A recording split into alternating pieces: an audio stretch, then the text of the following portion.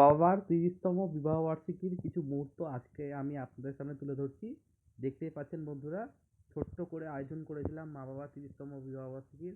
সকলে মিলে আমরা খুব সুন্দর করে আনন্দ করলাম সন্ধ্যেবেলায়। মা বাবার জন্য একটু কেক নিয়ে এসেছিলাম, এখানে দেখতে পাচ্ছেন, আর গোলাপ ফুল নিয়ে এসেছিলাম। মা বাবা ইতিমধ্যে কেক কাটলো আর মা বাবাকে খাইয়ে দিচ্ছে। এই মুহূর্ত সাক্ষী হয়ে খুব ভালো লাগলো বন্ধুরা। আপনারা আশীর্বাদ করুন মা বাবা যেন এভাবে সারা জীবন একে অপরের পাশে থাকে এবং সুখ দুঃখে ভাগিদার হতে পারে। দেখতে পাচ্ছেন বন্ধুরা, বাবা এবার মাকে কেক খাইয়ে দিল আর বাবা মা খুবই খুশি।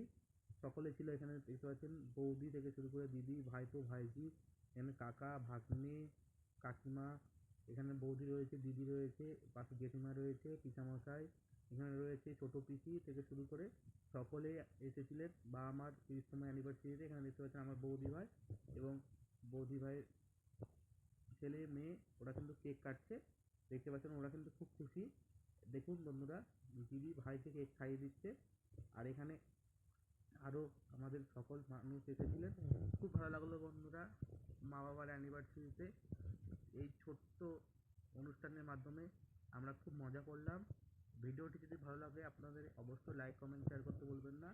দেখতে পাচ্ছেন বৌদি এবার কেক কেটে কেটে সকলের মানুষ যারা এসেছিল আমাদের অতিথি তাদেরকে কেক সার্ভ করবে। মেনুতে ছিল লুচি, ঘুগনি, পায়েস এবং কেক। সকলে খুব আনন্দের সাথে কাটালাম। এখানে দেখতে পাচ্ছেন ভাগ্নি রয়েছে, বোন, বৌদি ভাই থেকে শুরু করে দাদা এখানে দেখতে পাচ্ছেন চলে এসেছে।